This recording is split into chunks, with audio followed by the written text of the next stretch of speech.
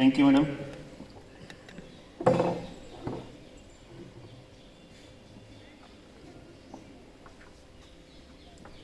Principal ma'am, respected teachers, सारे parents, doctor Ajay Balhara, गांववासी और मेरे प्यारे बच्चों, बहुत डीपली डॉक्टर अजय बल्हारा ने आपको समझाया भी, बताया भी कि ये जो पढ़ाई हम लोग कर रहे हैं, क्या यही जिंदगी का मकसद है? ये सोचने का एक बहुत महत्वपूर्ण बिंदु है। क्या जिंदगी इससे पहले नहीं थी, जब ये स्कूलों के अंदर नंबरों की ये दौड़ नहीं थी?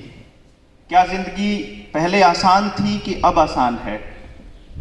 और क्या कुछ ऐसा किया जा सकता है कि ये चीजें खराब भी ना हो, जो सिस्टम ने, जो सरकार ने बनाया है वो भी करते रहें और जिंदगी को भी आसान कर लें? इन सब सवालों के जवाब आपको मिलेंगे केवल तभी जब बैठ के इनके ऊपर चर्चा होगी, जब बैठ के ये देखेंगे कि हमें क्या करना है। क्या हम किसी अवतार की वेट करेंगे? क्या हम किसी देवता की इंतजार करेंगे जो हमारे बच्चों के लिए सोचेगा? या ये आपको सोचना होगा?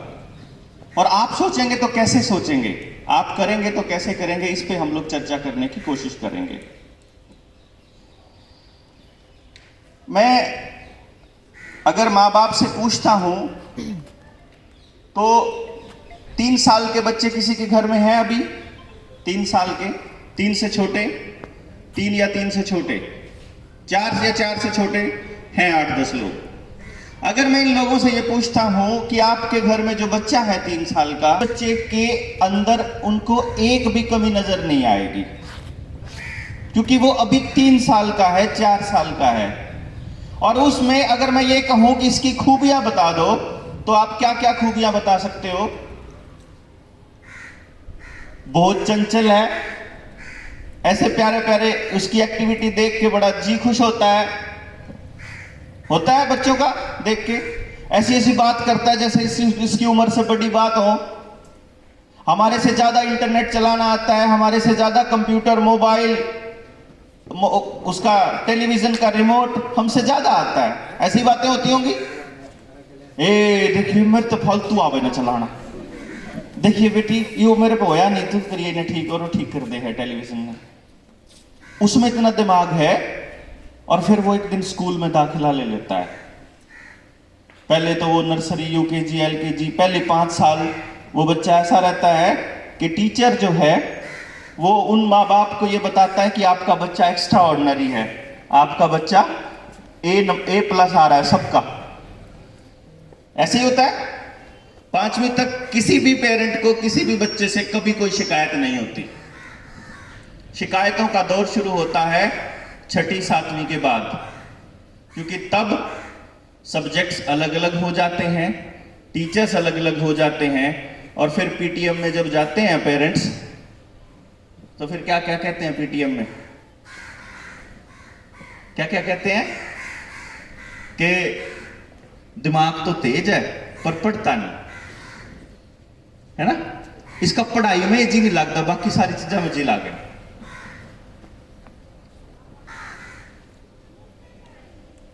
हम पढ़ाना क्यों चाहते हैं?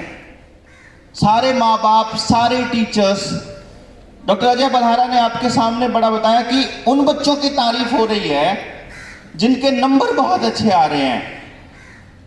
और वो जो बच्चा फेल हो गया वो हमारा बच्चा नहीं है क्या? जो क्लास में 40 बच्चों में कभी आखिरी नंबर पे है वो इंसान का बच्चा नहीं है क्या? तो उसके बारे में कौन सोचेगा? कभी किसी को गिफ्ट दिया है तुम लोगों ने? दिया होगा आपस में, फ्रेंड्स को, है ना? आमतौर पे जब हम किसी को गिफ्ट देते हैं तो कैसे सोचते हैं, कैसे देते हैं गिफ्ट? कि भाई उसकी उम्र के हिसाब का हो, उसके काम आ जाए, ऐसे ही होता है। हाँ जी, अच्छा लगे उसको। दुकानदार जब ये कहेगा ना कैसा चाहिए जी, बोला भाई किसा दे दे जो सा काम आ जाए उसके। हमारे समाज में एक पुरानी कहावत मशहूर है कि बच्चे भगवान का उपहार होते हैं। ऐसे ही है ना भाई, भगवान की देन है, भगवान का उपहार है। वो बच्चे जो भगवान ने हमको उपहार दिया है, वो ये सोच के दिया कि ये बेकार है, ये काम का नहीं है। ऐसा हो सकता है। लेकिन अगर गांव का हिसाब लगा लें तो मुझे तो ऐसा लगता है कि सब पूरे गांव में उनके माँ बाप जिनके बच्चे 16 साल से बड़े हो गए हैं, मेरे ख्याल से 90% से ज्यादा माँ बाप तो रोज नुकम है कि मारा तो निकम्मा है। क्यों जी? है ना? बड़े हो गए, जिनको नौकरियां नहीं मिली। क्यों भाई बच्चों, ऐसे ही होता है ना? वो बच्चे बता रहे हैं ऐसे ही होगा, तुम्हारे साथ भी ऐसा ही होगा जब तुम बड़े हो जाओगे। जो 9th 10th में हो गए, 11th 12th में उनके साथ होना शुरू हो गया है, और अब ये बढ़ता जाएगा। वो बच्चा जो शुरू में देन था भगवान की, वो आते आते आते आते खराब हो गया। ऐसा कैसे हो सकता है? उस बच्चे ने तो बोलना यहां से सीखा। वो कह देते हैं जी गाड़ी सीख गया। गाड़ी देना कहां से सीखा? मान लो उसने गाड़ी दी, साला बोल दिया किसी को, अपनी एक नॉर्मल सी गाड़ी है इसलिए बोला। अब उसमें से आ की मात्रा, ल आ की मात्रा, तो मास्टर नहीं सिखाई थी अपने पे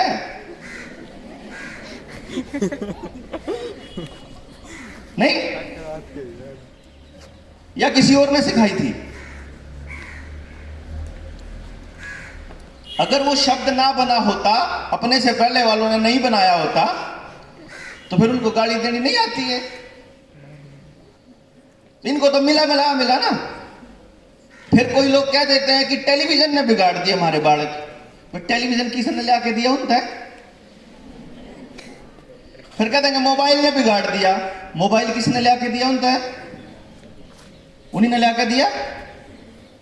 फिर कहते हैं पड़ोस ने बिगाड़ दिया, पड़ोस के बालक ने। वो पड़ोस किसने दिया भाई होता है? वो तो आपके घर में पैदा हुए थे। कैसा पड़ोस देना है, कैसा समाज देना है, कैसे शब्द सिखाने हैं, कैसी दुनिया देनी है, ये तो माँ बाप डिसाइड करेंगे ना, बच्चा थोड़ी डिसाइड करेगा। लेकिन ऐसा कैसे संभव है कि सारा कसूर बालक का? अगर आपके पास नौकरियां नहीं हैं, अगर आपके पास रोजगार नहीं है, चाहे सरकार हो, सिस्टम हो, गांव हो, शहर हो, अगर आपके पास नौकरियां नहीं है तो उसमें बच्चे की क्या गलती है?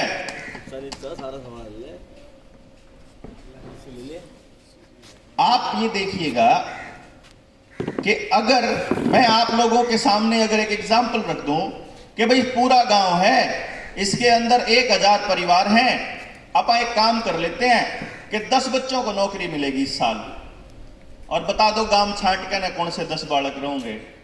बता दोगे 10? बता दो। आपस में एक दूसरे का गला काटने लग जाएंगे बच्चे।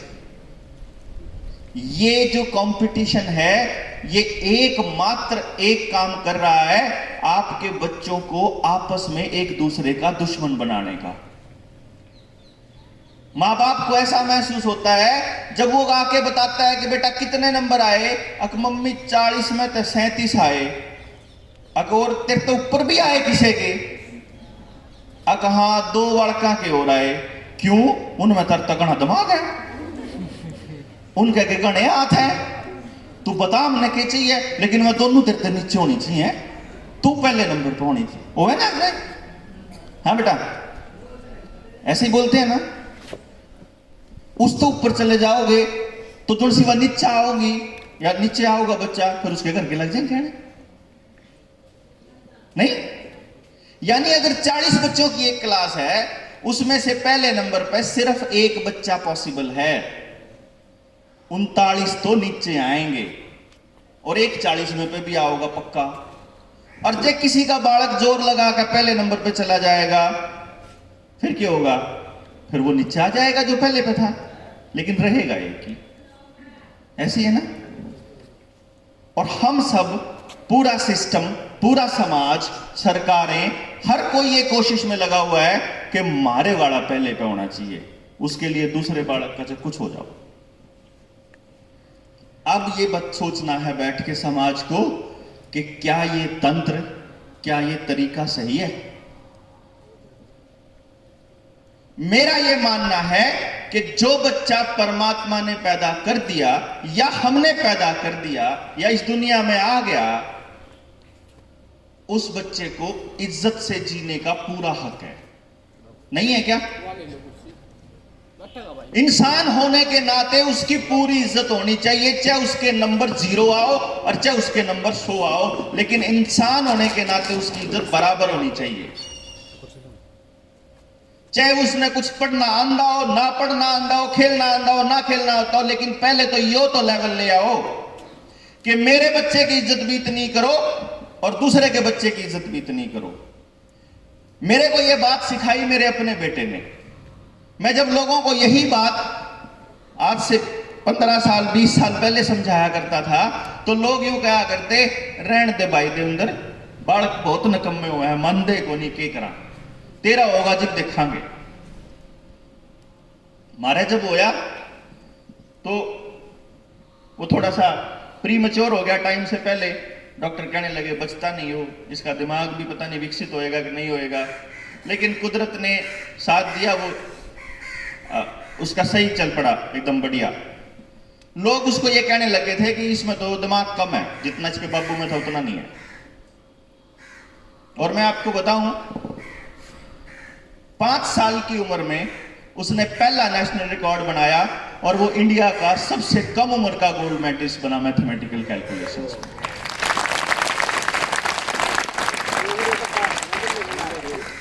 7 साल की उम्र में उसने 10वीं क्लास तक का मैथ फिजिक्स केमिस्ट्री करके रख दिया था। क्यों करके रख दिया था पता है आप लोगों को?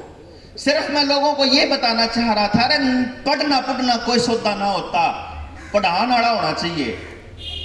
अगर बच्चे को कोई चीज समझ में नहीं आ रही है तो उस बच्चे की कोई गलती नहीं है, टोटल फेलियर टीचर का है, टोटल फेलियर। और मैं यही बताने जा रहा था कि वो जो कमजोर बच्चा है वो भी उतने नंबर लेके चला गया। स्कूल के मैडमों को बोल रखा था, मेरा बालक पढ़ो ना पढ़ो, मेरे छोरे की कापी पे कांटा नहीं मार देगी। कुछ ना गलत कर रखे हो तो गोलदारा ला देगी, आड़ा गलती है, कांटा नहीं मारना। उनको बता रखा था कि पढ़ाई की टेंशन आपकी नहीं है, मैं आपको पढ़ा लूंगा। उसने पढ़ लिया, 10वीं क्लास तक का वो भी कर लिया। आज वो 9वीं में पढ़ता है, लगभग 2000 किताबें पढ़ चुका है। चेस का स्टेट चैंपियन, स्केटिंग का स्टेट चैंपियन, लॉन टेनिस का फिलहाल में नेशनल चैंपियन है। और कदे स्कूल में जाने का उसका स्कूल वालों को बोल रखा है कि 11 बजे से पहले कदे आ जाएगा, उसकी मर्जी है, और 1 बजे ले जाऊंगा। 2 घंटे आओगे स्कूल में, अपने बच्चों से मिल जाएगा, सारे दोस्तों से, और फिर अपना घर। नहीं चाहिए सारा स्कूल। क्यों? क्योंकि मुझे पता है कि हम स्कूल के अंदर एक ऐसा एजुकेशन सिस्टम तैयार कर रहे हैं जहां 12वीं क्लास तक उस बच्चे को यह सिखाया जाता है कि न्यू लाइन में चलना है, न्यू बैठना है, ये करना है, ये नहीं करना है। कॉपी में वो लिखना जो मैडम ने बताया, वो लिखना जो किताब में लिख रहा। अपने दिमाग का इस्तेमाल कर लिया और जब उठ के सवाल पूछ लिया तो तू बदतमीज साबित हो जाएगा। ये मेरे साथ हुआ करता था जब मैं पढ़ता था। मैं पूछा करता था टीचर से, तो teacher get out of the class 1 minute में बोल दिया करती। क्यों? मैडमों से बर्दाश्त नहीं होता, टीचरों से, अध्यापकों से बर्दाश्त ही नहीं होता कि भगवान को चैलेंज कर रहे हैं आप। हमने टीचर्स को और मां बाप को भगवान का दर्जा दे दिया। मेरा मानना है वो दोनों इंसान हैं, उनसे गलती हो सकती है। वो अपनी गलती को जब तक नहीं मानेंगे तब तक वो ठीक हालात करने के लिए, वो हालातों को ठीक करने के लिए नहीं चलेंगे, वो घर से बाहर नहीं निकलेंगे, वो सोचेंगे ही नहीं। जब तक उनको भगवान के दर्जे पर बिठा के रखोगे तो भगवान तो नहीं कहोगे, भगवान गलती थोड़ी कर सका है, सारी गलती इन बालका की है। हम तो पढ़ा दे हैं, ये देखो 3 बालक तो पढ़ ले हैं, यही नहीं पढ़ते, थारे वाले नकम्मे हैं। अपना के ऊपर जोर लाओ, घर पढ़ाओ, ट्यूशन रखो, चाहे कुछ करो, पर मारे में गलती नहीं है। जब कोई टीचर आकर पूछेगा भी, कोई पेरेंट, तो टीचर के पास एक और बड़ा बढ़िया सा एक्सक्यूज है कि डिपार्टमेंट नहीं करने देता। लेकिन पिछले 15 सालों से मैं इसी काम पे हूं, 15 से क्या 18 सालों से इसी काम पे हूं, और 3 साल से तो मैं गांव-गांव जाके बात कर रहा हूं। लेकिन अगर मैं आपको ये कहूं, मुझे आज तक एक सिंगल टीचर नहीं मिला जिसने डिपार्टमेंट को ये मेल करी हो कि मेरे बच्चों के लिए मुझे ये चाहिए, और स्कूल का प्रिंसिपल नहीं दे रहा, मैंने यह चीज चाहिए मेरे बच्चों के लिए। एक सिंगल टीचर नहीं मिला जिसने मेल करी हो। यहां बैठा हो तो कोई बता दो। सबसे पूछता हूं, भाई कदे भी अपने डिपार्टमेंट को कदे लिखा कि मेरे स्कूल में इस चीज की कमी है, मेरे डिपार्टमेंट में ये चीजों की कमी है, मैंने स्कूल का ऐसा हालात करने हैं, मैंने इसके लिए यूं करना है। लेकिन नहीं, मैं भी डिपार्टमेंट में था, मैं मेल भी करता था, मिलता भी था, लेकिन जब देखता था कि सिस्टम आपका मदद नहीं कर रहा, वो जानबूझ के आपके बच्चों को बर्बाद कर रहा है, तो मुझे नौकरी छोड़नी पड़ी।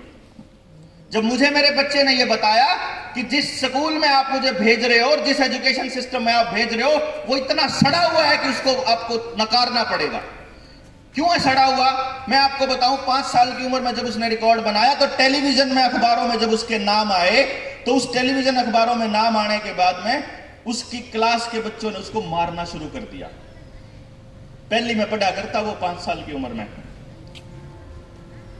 आया, मेरे को आकर के एक दिन बोला कि मैं स्कूल नहीं जाऊंगा, मेरे को बच्चे मारते हैं। मैं बोला यार तेरे तो सारे बच्चे दोस्त थे, तू तो कहता था सारे बच्चे बेस्ट फ्रेंड है। कहते बेस्ट फ्रेंड ही है, लेकिन ना अब वो बच्चे ये बोलते हैं तू तो गंदा है, क्योंकि तेरी वजह से हमारी मम्मी हमको पीटती है कि देखिए वो पढ़ ले, तू क्यों नहीं पढ़ता। जब अखबार मारा, टेलीविजन मारा, उसके इतने पहाड़े याद हैं। उसके 5 साल की उम्र में 100 तक पहाड़े याद थे। उसकी स्कूल में तो गिनती सिखाने लग रहे थे और वो 100 ही पहाड़े कर रहा था। बाद में उसने 1000 तक कर लिए। लेकिन वो स्कूल के बच्चे इसलिए उसको पीटना शुरू कर दिया कि ग्राउंड की मां रोज उसका नाम ले लेके कमाए। तो मैंने उन बच्चों से उसको पीछे छुड़ाना पड़ा। एक गुमनाम मखा ऐसे शहर में चलते हैं जहां कोई किसी ने पूछता नहीं, चल कोई बात नहीं। तो इसका मतलब अगर आपका बच्चा टॉप करेगा तो बाकी बच्चे उससे ही नफरत करने लग जाएंगे। ऐसा कैसे हो जाएगा? ऐसा कैसा समाज बना रहे हैं आप? और ये कैसे होगा कि आज से 20 साल पहले, 15 साल पहले जब हम छोटे छोटे थे, 30 साल पहले, उस टाइम मेरा याद है कि 30-35 साल पहले की हमारी मां ने हमारे तक कदे पूछा ही नहीं कि रोटी खाई कि नहीं खाई। नहीं पूछा करती रोटी कित खा का आज, आज चाची तो रखाया, आज ब्राह्मणा का खाया, आज कितने न्यून खाया। बेरा ही नहीं होता कित खाया। इतना भरोसा था पूरे गांव पे कि रोटिया के टाइम पे अगर गांव में होगा कितने होगा, कोई टेंशन नहीं है, क्योंकि सब के बालक ने अपना बालक माना करते। और फिर ये ऐसा एजुकेशन सिस्टम आ गया जो नंबरों के बेस पे आपके बच्चों को नौकरी लगानी शुरू कर दी और आपके बच्चों की जिंदगियां बर्बाद होनी शुरू हो गई। अब आज देख लो, ना तो पड़ोस में एक दूसरे की सुहान रह रही, ना एक दूसरे के ऊपर भरोसा रह रहा। था तो रोज गंदे होंगे सारे घर के पड़ोसी, अगले घर में भी नहीं जाने देते होंगे। हमने जानते हुए है इतना भरोसा आपस में किसी पे? लड़कियों की तो छोड़ दो, लड़कों को नहीं जाने देते पड़ोस में आप। जिसका थोड़ी बहुत समझ में आवा है, जिसके पास थोड़ा बहुत पैसा आ जाए या जिसका थोड़ा ब्यों ठीक हो, वो गांव न छोड़ के शहर में शिफ्ट हो जाता है। फिर उल्टा गांव में आता ही नहीं। फिर गांव में कौन समझाओगा भाई? जब गांव में सिर्फ गरीब ही रहेंगे या फिर वो रहेंगे जिनका बात समझ में नहीं आ रही, तो फिर गांव को समझाएगा कौन?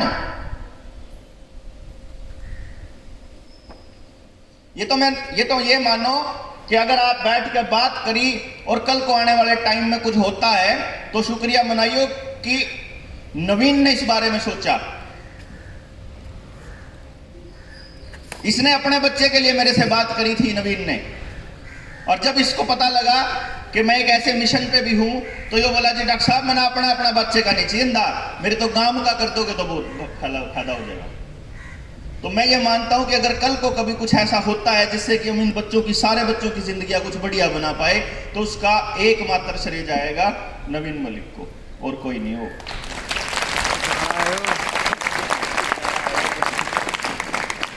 लेकिन ये होगा कैसे? अगला सवाल ये आता है, ये होगा कैसे? क्या कोई और आएगा इसको करने के लिए, या कोई अवतार आएगा, या मैं करूंगा? मैं क्यों करूं भाई? मन ने के ठेका ले रखा किसी के बाल का? बताओ, मतलब कोई भी क्यों करे? मेरे का मतलब है कोई भी क्यों करेगा? बच्चे आपके हैं तो आपको करना पड़ेगा ना। बस समस्या ये है, हर आदमी अपने बच्चे के लिए करना चाहता है, लेकिन समस्या ये है उसको ये नहीं पता करना क्या है। यही होगी जी। हाँ जी, ये मैडम बैठी हैं, टीचर्स बैठे हैं और गांव के सरपंच बैठे हैं, दोनों गांवों के सरपंच बैठे हैं। इन्हें दे लो, यहाँ के बाद ऊपर चले जाओ, डीओ बीओ ले लो, उन्हें ले लो, फिर ले लो एमएलए ले लो, एमपी ले लो और मंत्री ले लो और फिर प्रधानमंत्री ले लो। मैं आपने बताऊं किसी ने नहीं बेरा कौन से बालक का क्या करना। इन मैडमों के घर में ऐसा कलेश पाओगे कि मारे नहीं मानते मारी। ये 90% से ज्यादा घरों की कहानी बता रहा हूं। अब क्या इसको करने के लिए कोई और आदमी आएगा? यकीनन नहीं, कोई नहीं आएगा। इसके ऊपर मैं पूरा जोर लाके देख लिया। 2015 से लेकर के 2021 आ गया, 6 साल हो गए। 6 साल में मैंने आज तक कोई नहीं पाया जो आपके बच्चों के लिए करने के लिए आगे आ जाए। 2015 में प्रधानमंत्री से मिला था, नरेंद्र मोदी से। उसको बोला है कि प्रधानमंत्री कौशल विकास योजना लागू कर दी। किसी बालक का कौशल तो पता नहीं, विकास किस चीज का करोगे? फिर उसके बाद मंत्री स्मृति ईरानी शिक्षा मंत्री थी, फिर अपना रामविलास शर्मा, मनोहर लाल खट्टर, मारा एमपी एमएलए सरपंच सब तक पूछ लिया, स्कूल के मास्टर तक भी पूछ लिया। लेकिन यकीन मानो किसी को आपके बच्चों की नहीं पड़ी है। सही बताऊं, मैडम मास्टर हो रहे हैं। मेरे कान में अभी थोड़ी देर पहले बात आई थी, यहां बैठा था एक बंदे ने मेरे को बोला था, नाम नहीं बताता, लेकिन वो बोला जी 1:30 बजे का टाइम है, 1:30 बजे मास्टर बाज लेंगे अड़ते स्कूल का। उस तो पहले खत्म कर लियो। रियल में 1:30 का टाइम हो रहा होगा आजकल, है ना? मैं कहा कोई बात नहीं भाई, नहीं होगी तो अपना 1:30 बजे चल पड़ाएंगे, इससे पहले छुट्टी कर देंगे। सुननी होगी तो सुन लेंगे बैठ के, जब काम की चल रही होगी तो इससे पहले खत्म करने की कोशिश करेंगे। क्योंकि बहुत सारे काम एंगेज कर लिए। बच्चा हमारी प्रायोरिटी में नहीं है ना, बच्चा आपके टीचर्स की प्रायोरिटी में है। आपके टीचर्स की पहली प्रायोरिटी है कि टाइम पे आना है, जो सरकार ने निर्देश दे दिए हुए पूरे करने हैं, टाइम पे जाना है, या इनकी पहली प्रायोरिटी है। जो सिलेबस है उन्हें पूरा कराना, ऊपर से निर्देश आते हैं, आपको पढ़ना इन्हें दिया ही नहीं जाएगा। आपको यह सोचना ही नहीं दिया जाएगा कि आप उन बच्चों के लिए कुछ बेहतर सोच लो। प्लान स्ट्रेटजी है। माँ बाप को इस तरीके से उलझा दिया जाएगा कि वो अपनी रोटी की लड़ाई में इतने उलझे पड़े रहेंगे। खेत क्या, डांगर ढोर, उससे ही नहीं पीछा छूटेगा उनका। वो नहीं सोच सकते अपने बच्चे के बारे में। मैंने सोचा, मैं मैडम तक कह देंगे, मैडम जी आप दौरा छोड़ रखा है जी, आप मारते ज्यादा समझदार हो, आप कर लो। मैडम ने कहोगे जी मार दौरा तो 6 घंटे आवा, बाकी 18 घंटे थार दौरा बाम के करा। फिर कौन करेगा भाई? सरपंच हिस्सा बना दो तो दारू घनी प्या हुआ है। जो बड़का ने घना पढ़ांदा हो या उन बच्चे के बारे में सोचता उसने बढ़ांदे नहीं तो सरपंच क्यों सोचे फिर तुमने? फिर उसके बाद आगा जो और दूसरे हैं जिनके जिम्मे आपके बच्चों के लिए नीतियां बनाने के हुए भी तुम इसे बनाओ हो, तो फिर क्यों सोचे वो तुम्हारे बच्चों के लिए, हमारे बच्चों के लिए क्यों सोचे? वो उन्होंने क्या ठेका ले रखा है? तो मैं ये मानता हूं कि जब मैं सारी जगह तक छक लिया, जब मैंने देख लिया कि भाई ये तो सारी की सारी पीढ़ी की पीढ़ी बर्बाद होने लग रही है और इसको ऐसे तो नहीं छोड़ा जा सकता। ऐसे कैसे छोड़ दें? क्योंकि मैं आपको यह बताना चाहता हूं कि अपने पास एक टेक्नोलॉजी है, एक तरीका है जिसके ऊपर मैंने प्रैक्टिकली ग्राउंड पे काम किया। सिर्फ अपने बच्चे को नहीं, दूसरों के बच्चों को भी तैयार किया, उस लेवल पे तैयार किया कि वो अपने अपने लेवल के मास्टरमाइंड बने, जो जो उनको करना आता था। किसी बच्चे का कैलिफोर्निया यूनिवर्सिटी में दाखिला हो रहा है, किसी बच्चे का MIT में हो रहा है, जो स्कॉलरशिप है, स्कॉलरशिप के ऊपर। वो बच्चे जो डिसलेक्सिया था, जिनके टीचर्स उनको मार मार के छक लिए थे कि कुछ नहीं करते हुए, उनको MIT ने 30-35 लाख रुपए सालाना की स्कॉलरशिप पे बुलाया। ऐसे ऐसे बच्चे जो घर में सारा दिन डिप्रेशन का माहौल था, वो अपने अपने फील्ड में एकदम सुपर काम कर रहे हैं। बहुत बढ़िया माहौल हो रहा है। ये किया है पिछले 15 सालों में, लगातार किया है प्रैक्टिकली। मैं इंडिया का पहला आदमी हूं और मुझे शर्म आती है ये कहते हुए कि मैं पहला आदमी हूं। गर्व नहीं होता मुझे कि 1947 में देश आजाद हो यार, आज जाकर 2021 में मैं आप लोगों के सामने बैठ कर कह रहा हूं कि यो काल का छोरा पहला आदमी है जिसने इस चीज पे काम करा कि इन बड़का क्या करना मैंने पता है, इनका क्या करना। मेरे पास वो टेक्नोलॉजी है। मैं ये बता सकता हूं कि आपके बच्चे के पास क्या टैलेंट है। मैं ये बता सकता हूं कि उस टैलेंट को कैसे निखारना है। मैं ये बता सकता हूं कि जब उस टैलेंट को निखार लोगे तो उस रुपया के ऊपर कमाना है। मैं तीनों चारों चीज बता सकूं। मैंने बता सकूं कि वो बच्चा जिंदगी में इतना खुश कैसे रहेगा कि इसने कोई फर्क नहीं पड़ता कितने रिश्ते टूटते हैं, इन्हें कोई फर्क नहीं पड़ता दुनिया इसके बारे में, वो अपने काम में मस्त है, अपना रोटी खा रहा है, अपना वो कर सकते हैं आप। लेकिन मेरी समस्या ये है कि मैं एक ही हूं। तो अगर गांव ने, पूरे गांव ने अगर सब बच्चों के लिए करे, तो मेरी दूसरी समस्या यह है कि मैं किसी के बच्चे को अपने बच्चे से कम नहीं सोच रहा, सोच ही नहीं पाता। मेरी मजबूरी है, मैं नहीं सोच पाता, क्योंकि मेरे समझ में आ गया कि मेरे बालक की खुशी उसी में है जब उसके आसपास के बच्चे खुश होंगे। मेरे बालक के बराबर में बैठे बालक के हाथ में चक्कू होगा तो मेरे आड़े के तो पेट में जाओगा वो चक्कू। इसने समझते क्यों नहीं हम लोग? अगर वो इंजेक्शन लेके बैठा है, अगर वो नशा लेके बैठा, नशे का इंजेक्शन लेके बैठा, तो एक दिन तो मेरे बालक पे भी आओगा ना वो। तो मेरी तो मजबूरी है आपके बच्चों के लिए करना, क्योंकि मेरा तो ये समझ में आ गया कि भाई जिसा समाज मैंने मिला था या जिसा समाज अब मैंने बनाया है यहां तक आते आते 2021 तक, कि जितना जीऊं अपने बच्चे के लिए अच्छा समाज बना के जीऊं। भाई मेरे बच्चा जहां नौकरी लगेगा, आपका नहीं लग सकता क्या वहां आसपास? तो अगर आपका बच्चा अगर किसी तरह से खराब हो गया तो उसका असर मेरे बच्चे पे होएगा ही।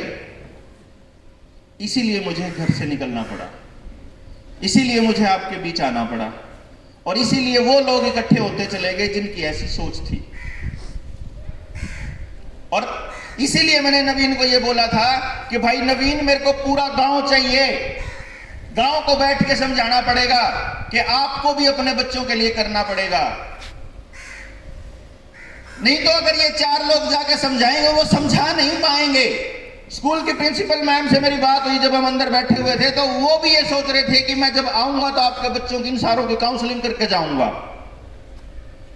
इब जाके जब बताओगे उन्हें तो आप क्या बताओगे? आप सिर्फ इतना बता सकते हो, अरे बात तो बढ़िया सी करा था पर याद तो नहीं के गए है। उस टाइम तो बात समझ में आ रही है, फिर बाद में जब इनके ऊपर चिंतन करोगे तो वो बातें अपने आप आ जाएंगी आपके सामने कि इस मुद्दे पे हमारे ये बात हुई थी। सवाल ये आता है, ये कैसे होगा? ये कैसे, इस तरह से हम हर बच्चे को कैसे करेंगे? चाहे गांव के सबसे गरीब आदमी का बच्चा हो और चाहे गांव के सबसे अमीर आदमी का बच्चा हो, मेरा ये मानना है सब बच्चे हमारे हैं और सबके लिए मिलकर पूरे गांव को करना पड़ेगा। और प्राइवेट स्कूल तो नहीं करेंगे, ये तो लिखवा के ले लो ना, प्राइवेट स्कूल में मैं करूं। यही भाषण, यही बातचीत अगर माँ बाप से करनी और प्राइवेट स्कूल हो तो 2 घंटे बोलने का 3 लाख रुपए लेता हूं मैं। लेकिन सरकारी स्कूल क्योंकि समाज के लिए बना हुआ है, वो समाज के लिए नहीं बने हैं, वो अपना घर भरने के लिए बने हैं। क्योंकि ये कैलकुलेट करके दिया मैंने बताया, एक गांव के अंदर जिसकी जनसंख्या 4000 वोट है, जिस गांव में 4000 वोट है, उस गांव के अंदर 53 लाख रुपया महीने का गांव से शहर जाता है पढ़ाई के नाम पे। महीने का 53 लाख। आपको अपने 2000 5000 नजर आते हैं महीने के, लेकिन गांव का इकट्ठा करोगे तो बहुत मिलेगा। टोटल करके देखोगे तो साल का 6 करोड़ रुपया आप लोग प्राइवेट आदमियों के हाथों में दे रहे हो। मैं 6 आदमी पढ़ रहे हैं बस जिनके स्कूल है, गांव नहीं पढ़ रहा, गांव के बच्चों के लिए कुछ नहीं हो रहा। और बदले में क्या मिल रहा है आपको? बोला गांव में तो एक बच्चा IAS लाग गया, गांव में तो 2 बुलाई अफसर लाग गए, 3 ये लाग गए, और जो से नहीं लाग गए वह अगमे तो निकम्मे हैं। ऐसा कैसे हो सकता है कि वह निकम्मे हैं? मैं नहीं मानता निकम्मे हैं। हर बच्चे में, हर एक बच्चे में एक कुदरत ने टैलेंट दे रखा है, लेकिन वो टैलेंट क्या है और उससे पैसा कैसे कमाएगा, उसको सीखेगा और निखारेगा कैसे, बस ये नहीं पता ना माँ बाप को, ना किसी और तंत्र के किसी आदमी को। जहां हम पहुंच गए वहां उन लोगों को पता है। यहां बैठे हुए बच्चों में से कोई ऐसा बच्चा है जिसने मेरे ट्रेनिंग के 5 या 6 पार्ट कर लिए हो, 4 तक कर लिए हो? एक बच्चा है। अब ये बच्चा, क्या नाम भाई? विक्रम भाई, मेरे को गांव वालों को सिर्फ इतना बता दे कि जब 4 तक पहुंचा या 5 तक? 4 तक पहुंचा। 4 तक पहुंचते पहुंचते अपने पड़ोस के बालक दिखने शुरू हो गए हैं, अपने रिश्तेदारों में पता लगना शुरू हो गया कि मैं किसकी बात कर रहा हूं, है ना? अगर जय और आगे जाओगा और मैं तने सारे गांव के बड़का के बारे में बता दूंगा, इसे 20 बालक अगर मैंने मिल जाए तो आप सारे बड़का का पता लाश कहां है ना, वो कैसे तैयार करने हैं उसका रास्ता भी लिखा होगा। ये तो आपके सामने प्रैक्टिकल है। पिछली जब मीटिंग करी थी तो इन बच्चों ने मेरे से ट्रेनिंग लेनी शुरू करी थी, ना ये किते गए ना मैंने इन पे कोई पैसा लिया। भाई जब पूरे गांव के लिए करना हो तो मैं बता दूंगा। सरकारी स्कूल के पास इतनी जगह पड़ी है, मैं बताना चाहूंगा थोड़ी सी देर में, ये बात बहुत जरूरी है आप लोगों के लिए, गांव वालों के लिए स्पेशली। सरकारों ने कुछ स्कूलों के अंदर ये आदेश दिए हैं कि सरकारी स्कूलों की जमीन जो गांव की पंचायत की थी वो सरकार के नाम रजिस्ट्री करवाने के लिए, कि तुम स्कूल के नाम रजिस्ट्री करा लो इनकी। मैं ये बता रहा हूं, जो गांव की जमीन, ये जो बिजली के स्टेशन होते हैं, पावर हाउस होते हैं, उनकी जमीनों को पावर हाउस के नाम ट्रांसफर करवा रही है सरकार। जितने सरकारी अस्पताल हैं उनके नाम सरकारी अस्पताल के नाम ट्रांसफर करवा रही है सरकार, क्योंकि आने वाले वक्त में उनको बेचना आसान हो जाएगा। अगर रजिस्ट्री गांव के नाम रहेगी तो इस स्कूल में बेच नहीं पाओगी सरकार। जैसे LIC बेचती ना, जैसे BPCL बेच दिया, जैसे एयर इंडिया बेच दिया, रेलवे बेच दी, बैंक बेच दिए, ऐसे ही स्कूल बिकेंगे आने वाले वक्त में। कुछ स्कूलों में, संस्कृति मॉडल स्कूलों में फीस लगानी शुरू कर दी है, CBSE का मॉडल देना शुरू कर दिया है। आने वाले वक्त में आपकी गिट्टी में गुट्ठा देना का रास्ता चला हुआ है। जब समझ में आवे तो वापस अपने बच्चों के लिए काम करना शुरू कर दो, इन सरकारी स्कूलों को डेवलप करने के लिए काम शुरू कर लो। हमने इसके ऊपर काम किया था, स्कूल के प्रिंसिपल ने इनिशिएटिव लिया। डाटा फतेह सिंह करके गांव है होशियारपुर डिस्ट्रिक्ट के अंदर, मैं आपको उसका एग्जांपल बताता हूं। किसी दौर में 350 से बच्चे नहीं होते, 350 से ऊपर कभी बच्चे नहीं गए थे, लेकिन जब उस प्रिंसिपल ने जाकर के गांव वालों को यह समझाया कि तुम मिलकर कितना पैसा बर्बाद कर रहे हो, और ये जो बच्चे नौजवान गांव के अंदर बैठे हुए हैं ये खाली क्यों बैठे हैं, आप इनको काम नहीं दे सकते क्या? ये दुनिया के बेस्ट टीचर कैसे बनेंगे, मैं दूंगा ट्रेनिंग, डॉक्टर अजय बलारा देंगे, दुनिया के बेस्ट टीचर ट्रेनर आपके बीच में बैठे हुए हैं, ये बना देंगे आपको टीचर्स। ये जब आप ये प्राइवेट स्कूल में भी तो पढ़ाने के लिए जाते हैं, वहीं अपने बच्चों को आप भेजते हो, तो इन नयाड़ा बुला लो ना।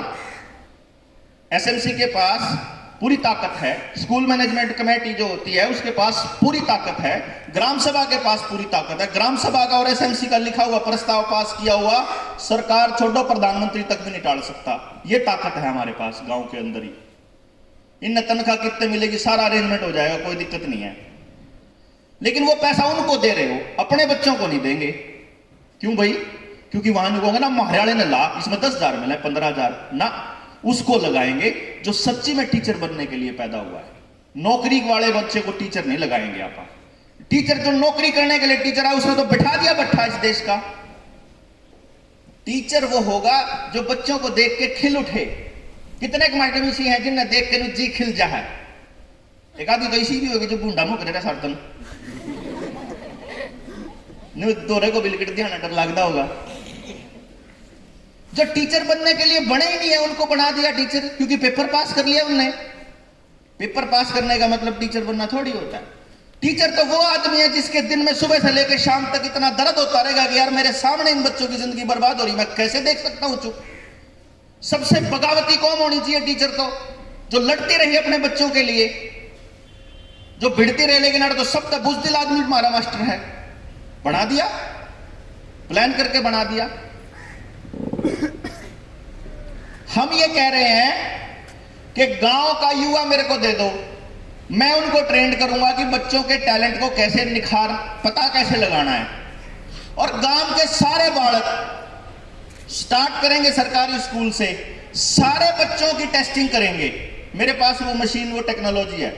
इस बच्चे का पता लग गया भाई वो बच्चा इस काम के लिए बन रहा, इसका पता लग गया, इसका लग गया, सबका पता लग गया। ईब अपा उन बच्चों के माँ बाप को बुलाएंगे जो एक कैटेगरी के हैं। भाई ये थारे बालक इस टैलेंट वाले हैं, इन्हें बुला लिया। इसके लिए एक आदमी, अब आपके पास ऑप्शन ये है कि आप बताओ रोहतक जाना पसंद करोगे या करनाल जाना पसंद करोगे या चंडीगढ़ जाना पसंद करोगे। एक तो रास्ता यो है, या एक रास्ता यो है कि दिल्ली मुंबई से उन्हें सिखाने वाला आदमी गांव में बुलाना पसंद करोगे। कौन सा बेटर है? तो आप ले आएंगे, क्या दिक्कत है? मैं अपनी कॉपी तैयार करना चाहता हूं गांव के अंदर, युवाओं के अंदर। मेरे पास जितना टैलेंट है, जितना एक्सपीरियंस है, जो टेक्नोलॉजी है, जो मशीन है, वो सारी की सारी मैं आपको दे दूंगा गांव को। लेकिन गांव इकट्ठा होकर आता हो तो इन बच्चों को मैं तैयार कर दूंगा। गांव के टीचर्स जितने बैठे हुए हैं, जो अपने इन बच्चों की जिंदगियां बनाना चाहते हैं, अपने घरों की, अपने बच्चों की जिंदगियां बनाना चाहते हैं, मैं गारंटी से कहता हूं, जैसे ही मैडमों को यह पता चला कि भाई इस आदमी के पास टीचर्स, बच्चों को पता लग जाएगा कि बच्चा किस लाइन का है। और अगर हम मान लो 3 साल की उम्र से लेकर के 3 साल की उम्र के बच्चे का पता लग जाता है। अब 3 साल में बालक स्कूल में आना शुरू कर देता है, नर्सरी में, पहली में 5 साल का हो जाता है। स्कूल में घुसते ही स्कूल के टीचर्स को मालूम है कि इसके पास कौन सा टैलेंट है, उसको सिर्फ उस टैलेंट से रूबरू कराना है। पूरे दिन में कोई सिलेबस चेंज नहीं होना, कोई टाइम टेबल चेंज नहीं होना, पूरे दिन में सिर्फ 2 घंटे देने हैं। वो 2 घंटे स्कूल के बाद के भी हो सकते हैं, क्या फर्क पड़ता है, उसको वो 2 घंटे दे दो। वो बच्चा अपने आप, जब तक वो बड़ा होगा, अपने आप कह देगा कि यह चीज मैंने, आपके बीच में से ही बहुत सारे बच्चे ऐसे होंगे जिन्होंने अपने अंदर एक टैलेंट डेवलप किया और उसी से पैसा कमाना शुरू कर दिया अपने आप। उनको पता लग जाएगा, नहीं होगा तो हम लोग बैठे हुए हैं, हमारी ट्रेनिंग किस काम आएगी। और अभी जितने लोग टीचर्स बैठे हुए हैं, आपको ये बात समझ में आ जाएगी, तो फटाक से ये आएगा दिमाग में, हमारे बच्चे का पता करांगे हम कि हमारे बालक में क्या है। सब क्या आ रहा होगा, आया होगा ना। और कोई ऐसा माँ बाप नहीं है पूरे गांव के अंदर जो ये कह दे कि मन्ना अपने बच्चे के लिए नहीं चाहिए यह चीज, है कोई ऐसा? और इसमें सबका भला हो रहा है, टोटली सबका, सिर्फ मेरा कल्ले का, किसी का भला नहीं। मैं तो अपनी बता सकता हूं इतनी, मैं तो इतनी गारंटी लेता हूं कि अगर गांव राम इकट्ठा होगा वह ना तो 1 रुपया भी लेऊंगा ना 1 रुपया देऊंगा, सब कुछ मेरी तरफ से, सारी टेक्नोलॉजी मेरी तरफ से हो। अब आप देख लो, अब डिसाइड आप कर लो कि भाई आप लोग जो तंत्र, मौजूदा तंत्र चल रहा है, आप उसी को कंटिन्यू रखना चाहते हो। अगर वही लगता है कि ठीक चल रहा है, फिर आप लोगों को मेरी जरूरत नहीं है। और अगर आपको यह लगता है कि भाई आपको इस चीज की जरूरत है और सख्त जरूरत है, तो भाई फिर आप लोग ये 4 आदमी नहीं बदल सकते गांव में। मुझे गांव का युवा चाहिए। मेरी बात को सबको समझ में नहीं आएगी। एक बच्चे ने हाथ उठाया कि हाँ 4 तक मैंने ट्रेनिंग कर ली, भेजी तो मैंने 20-25 को थी गई, क्यों नहीं करी बाकियों की? क्योंकि वो उस लेवल पे उस चीजों को नहीं समझ सकते। कोई बात नहीं, नहीं समझ सकते, हम और युवाओं के बीच जाएंगे, हम उनमें से ले लेंगे। सारे काम का यूथ होगा मेरे पास, तभी तो छांटेंगे ना उनमें से कौन से बच्चों को समझ आई वो बात। जैसे डॉक्टर साहब ने बताया, रामानुजन जो है वो 8वीं क्लास में मैथ को छोड़ के बाकी सब्जेक्टों में फेल हो गए, तो वो एक सब्जेक्ट समझ में आया, उसको क्या दिक्कत है, क्या टेंशन है? तो जिनको ये बात समझ में आएगी वो ले लेंगे, हम उनको ट्रेन करेंगे पूरी तरह से, उनको सिखा सकता हूं। आपको सिखाने लगूंगा तो मेरी ट्रेनिंग लगभग 35 घंटे की है किसी पे 35 घंटे खराब करने नहीं है। लेकिन जिसके मेरी बात समझ में आओगी वो 35 घंटे अपने आप काट लेगा। सिर्फ आपको यह समझने की बात है कि भाई गांव को इकट्ठा होकर के आना ही होगा, हमें गांव से बात करनी ही होगी। पहले सोच पर काम करेंगे हम, पहले गांव वालों को ये पता तो हो कि भाई हम करने क्या जा रहे हैं। क्यों जी? भाई गांव वाला ने पता है नहीं कि आप क्या करने जा रहे हैं, और जावा हम कुछ करा, मेरा नहीं भाई 3 जने आ रहे हैं तो फलाने बैठे हैं, खाम खाई एक लैपटॉप लिया, मेरा नहीं केक होता है, समझ में नहीं आ रहा हमारा। तो अगर उन लोगों ने अगर 10 दिन ये सुन लिया कि मेरा नहीं केस होता है, 10 दिन में अगले उन युवाओं का, जो बच्चों का, उनका उत्साह कम हो जाएगा, छोड़ जाएंगे वो, हमारा मिशन बीच में लटक जाएगा। तो अपने को अगर घर से निकल सकते हो, भाई जिनके बच्चे बड़े हो लिए, आने वाले टाइम में उनके पोता पोतियां होंगे। और फिर ये बात समझने की है, कितने बच्चों को आप घर से बाहर भेजोगे पढ़ने के लिए? भाई स्कूल, मेरे को तो एक चीज याद है कि मेरा गांव के अंदर 10वीं तक का स्कूल था। जब मैंने 10वीं करी, गांव के सरकारी स्कूल से 10वीं करी थी। उसके बाद गांव से मुझे बाहर जाना पड़ा पढ़ने के लिए। 90 के दशक में बाहर गया, आज तक वापस ही नहीं आया मैं मुड़ के, मेरे को खो दिया गांव ने। अगर गांव ने उस वक्त कोशिश करी होती, अगर गांव के लोगों ने उस वक्त जोर लगाया होता कि भाई हम लोग यहीं आसपास कॉलेज बनवा लेते हैं, हम आसपास सारी सुविधाएं ले आते हैं, अपने बच्चों के टैलेंट का इस्तेमाल अपने गांव में कर लेते हैं, तो मेरा गांव बच जाता। इसी तरह से आपने अपने गांव के बच्चों को बाहर जाने दिया, वो निकल गए। अब वो बात करते हैं गांव में कुछ नहीं धरा, गांव में कुछ नहीं धरा, क्यों आऊंगे मैं गांव में बचाने? आने वाले टाइम में ये भी करने लग जाएंगे। कहां जाएंगे? शहर चले जाएंगे, शहरों में भीड़ बढ़ती चली जाएगी, वहां भी बेरोजगारी होने लगी अब तो बहुत ज्यादा। फिर लोग कह देंगे, फिर सरकार कह देगी बोला गांव में शहर जैसा बना देंगे। अरे मैं ये क्या करूं, जो गांव था ना उसकी ओरिजिनल कल्चर थी, उसको गांव ही रहने दो, उसको उस तरीके से डेवलप करो कि वो प्यार वापस आए, हमारे बच्चों की पढ़ाई यहीं हो, हमारा पैसा यहीं के यहीं सर्कुलेट हो जाए। ये ना हो कि हम इलाज के लिए भी शहर के ऊपर निर्भर हैं, हम पढ़ाई के लिए भी शहर के ऊपर निर्भर हैं, हम बच्चे की नौकरी के लिए भी शहर के ऊपर निर्भर हैं। तो जो गांव का जमींदार है वो अपने बच्चे को पढ़ने के लिए बाहर भेजता है और वो अपनी जड़ों से उसको काट देता है। वो जड़ों से कट गया, उसके बाद वो अपने माँ बाप की जमीन बचाने के लिए वापस क्यों लड़ाई लड़ेगा? क्यों करेगा बताओ कोई काम ऐसा? इसलिए अगर आने वाली पीढ़ी को बचाना है, अगर गांव को बचाना है और इसके अंदर इस माहौल को सुधारना है, तो उसका एकमात्र तरीका है एक ऐसा एजुकेशन सिस्टम जिसके अंदर हर बच्चे को रोजगार संभव हो, हर बच्चे को, और उसके टैलेंट के हिसाब से हो, उसके ब्योत के हिसाब से ना हो, उसके बाप के पास कितनी रिश्वत है देने के लिए, उसके पास बाप के पास कितना पैसा उस हिसाब से ना हो, उसके टैलेंट के हिसाब से। वो चाहे फिर गांव के सबसे गरीब आदमी का बच्चा हो, अगर गांव को यह पता लग जाए कि इस बच्चे को क्रिकेट की ट्रेनिंग देनी जरूरी है तो गांव लाख के जोर लावा उसके ऊपर, तो वो बच्चा जब क्रिकेट का महानतम खिलाड़ी बनेगा ना, जब सबसे बड़ा खिलाड़ी बनेगा, तो गांव के लिए टूट के वापस देगा वापस। लेकिन जब उसको यह फीलिंग होगी कि मेरे लिए किसी ने कुछ किया ही नहीं। मैं जब 2014-15 में जब उस वक्त बेटा अखबारों में आता था, टेलीविजन में आता था, उन्हीं दिनों में जब ये कॉमनवेल्थ गेम हुए थे, तो वहां आपने देखा होगा कि वो किसी खिलाड़ी को सरकार 2 करोड़ दे रही है, किसी खिलाड़ी को सरकार 3 करोड़ दे रही है, लेकिन वो 2 करोड़ और 3 करोड़ किसी ने भी अपने गांव पे नहीं लाए, नहीं लगाए ना। मैं चाहे कितने पैसे कमाता हूं, मैं अपने गांव पे नहीं लगाता, क्योंकि मेरे को ये फीलिंग है कि गांव ने मेरे लिए कुछ करा ही नहीं। आपको अपने बच्चों को यह फीलिंग देनी पड़ेगी कि गांव इतना लग के आपके लिए इतना कर रहा है। आपको बताने की जरूरत नहीं है। जब देखता है वो बच्चा कि इतने लोगों ने मिलकर मेरे लिए इतना किया है, तो वापस जब उसकी देने की बारी आएगी तो सब लुटा देगा, क्योंकि उसको पता है मैं भूखा नहीं मरूंगा। उसको इस बात का एहसास दिलाना बहुत जरूरी है।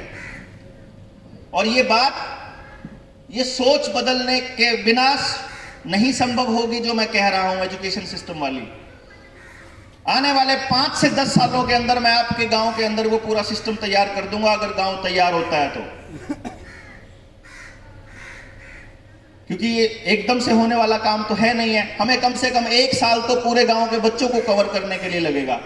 एक बच्चे के बारे में उसके माँ बाप को बताने लगता हूं तो मुझे 7-8 घंटे लग जाते हैं। एक बच्चे के बारे में 7-8 घंटे बता सकता हूं मैं, लेकिन जिनको मैं ट्रेनिंग दूंगा वो मोटे मोटे आपको 2 घंटे में समझा देंगे।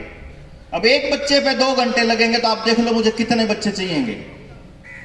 वो गांव के ही होंगे तभी पॉसिबल है। बाहर से कोई आदमी लेके आएंगे तो नौकरी अपनी तनख्वाह मांगेगा।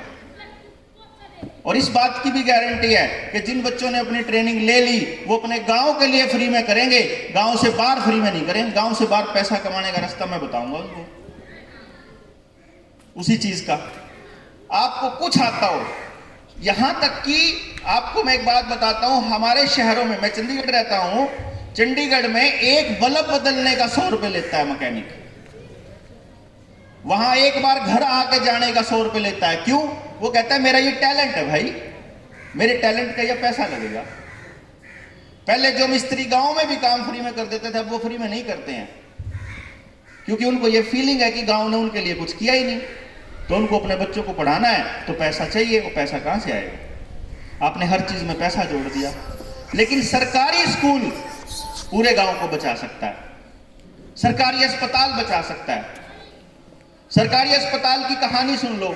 जिस गांव का मैं जिक्र कर रहा था, उसी गांव के अंदर 53 लाख रुपया तो महीने का खराब हो रहा था एजुकेशन के नाम पे, और 32 लाख रुपया खराब हो रहा था टेस्ट और आने जाने और दवाइयों के नाम पे। मैं क्या 32 लाख अगर महीने का हो गया इतना खराब, तो साल का 3-4 करोड़ रुपया हो गया तो, और 3-4 करोड़ रुपए में तो गांव में एमआरआई मशीन धर लो चाहे सारे गांव की फ्री में एमआरआई होगी। लेकिन गांव को ये पता नहीं है कि वो अलग अलग होकर के कितना पैसा बर्बाद कर रहे हैं, अपने बच्चों की जिंदगियां बर्बाद कर रहे हैं, पूरे गांव को बर्बाद करने पे लगे हुए हैं, अपने हाथों से बर्बाद कर रहे हैं। वापस ये एक प्रक्रिया शुरू करनी पड़ेगी अगर वो इन बच्चों की जिंदगियों को बचाना है तो। जितना यूथ यहां बैठा हुआ है, और इवन अगर जो लोग सुन भी रहे हैं मान लो कहीं पे, और अपने गांव को बचाना है, तो भाई मेरे को एक बार व्हाट्सएप कर देना कि सर हमारे को ट्रेनिंग चाहिए, मैं आपको ट्रेनिंग देनी शुरू करूंगा। सरकारी स्कूल के जितने टीचर्स बैठे हुए हैं और बाहर से कोई भी आदमी हो गांव का, गांव के आदमी के लिए कोई पैसे तो अपने गांव का खातिर कर ले, मैं कर दूंगा फ्री ऑफ कॉस्ट। लेकिन तेरे अकेले के लिए मेरे पास इतना टाइम नहीं है, मैं नहीं दूंगा टाइम। तो आपको ये करना है, आप उस जो यूथ है वो या कोई भी टीचर्स हैं, ये उसको शुरू कर लो। उसके बाद हम पूरे गांव से फिर से बात करनी पड़ेगी। मुझे पक्का यकीन है, देखो मैं शुरू कर दूंगा। मैं अभी नवीन को ये लगेगा कि मैं 2 बार हम लोग डॉक्टर साहब को बुला चुके हैं, मुझे तुम लोग 20 बार बुलाओ। अभी बोला कि लोग घरों से नहीं निकलते हैं। घरों से क्यों निकलेंगे? अगर ये 4 युवा निकलेंगे तो आप लोगों को निकलना पड़ेगा। जितनी लेडीज आई हुई हैं, आप नवीन से बात करो, अपने पूरे गांव की लेडीज से बात करो कि चलो ये बात करके आओगे, बड़का की जिंदगी बर्बाद नहीं होने देंगे। और जो बुजुर्ग बैठो के अंदर कि आओ तुम एक बार प्रोग्राम में आओ, तुम एक बार बात सुनो, तुम एक बार समझो तो सही। लेकिन जिन लोगों को ये पता नहीं है कि हम लोग कितनी बड़ी क्रांति की दिशा में काम कर रहे हैं, उनको बात कैसे आएगी? समझ नहीं आएगी। 30 घंटे की बात 1 घंटे में 2 घंटे में नहीं आएगी समझ। कितना ही शॉर्ट में चलने की कोशिश कर ले हम। और ये मासूम से बच्चे, मैं अपने आंखों अपने आप इस विवेक से मैं देख रहा हूं कि आने वाले वक्त में इनका हम क्या करने वाले हैं, कैसे समाज के अंदर इनको धकेलने वाले हैं, और किस तरह की जद्दोजहद की जिंदगी ये जीने वाले हैं। 95% लोग अपने देश के अंदर अपने काम से खुश नहीं है। 95% लोग जो काम करते हैं, सरकारी मास्टर था, मैं छोड़ गया कि मास्टर का यो काम नहीं होता कि डाक बनाता रहो, मैं कौन करता नौकरी थारी। मैं टीचर का जो काम है वो करूंगा, तुम डिपार्टमेंट से बाहर रह के करूंगा। इस टाइम पे मैं बता देता हूं, मेरे साथ जो नौकरी लगे थे उनकी तनख्वाह हुई है 85,000, 90,000, 1 लाख के करीब।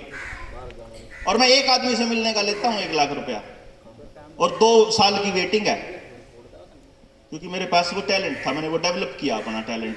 और जिस चीज के ऊपर मैंने काम किया, ना तो पूरे के पूरे इंडिया में उसके कोई ट्रेनिंग सेंटर है, ना कोई कॉलेज, ना कोई यूनिवर्सिटी, ना कोई लिटरेचर, ना कोई किताब।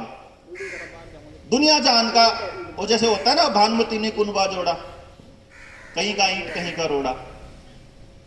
इस टाइप से मैंने वो कहीं कहीं से जहां से नॉलेज पड़ा हुआ था, कभी डॉक्टर गार्डनर को पढ़ लिया, कभी किसी की थ्योरी पढ़ ली, कभी किसी की थ्योरी पढ़ ली।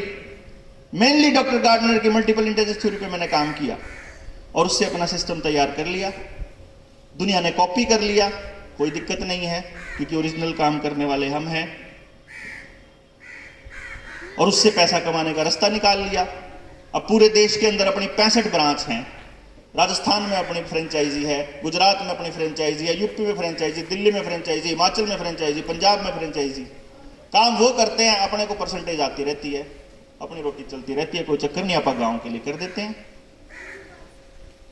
जितना पैसा हम महीने के शुरू में कमाते हैं, आखिर में पूरे के पूरे किसी न किसी गांव की टेक्नोलॉजी पे किसी न किसी को दे देते हैं, क्योंकि हमें पता है अगले महीने फिर कमा लेंगे, क्या दिक्कत है। हमें पता है कि अगर गांव के लिए करेंगे किसी के लिए, तो कल को गांव भूखा तो मरने देगा नहीं। क्यों जी? भूखा तो जानने दो, गांव में आयो ना, इब तो खा कर कदे बुला लो, इब तो हम खा के चले थे। लेकिन बात यह है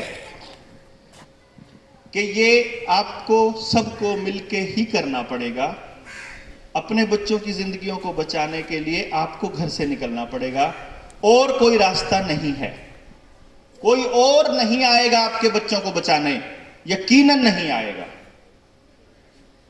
एकमात्र इतना सा मैसेज मैंने आपको देना था।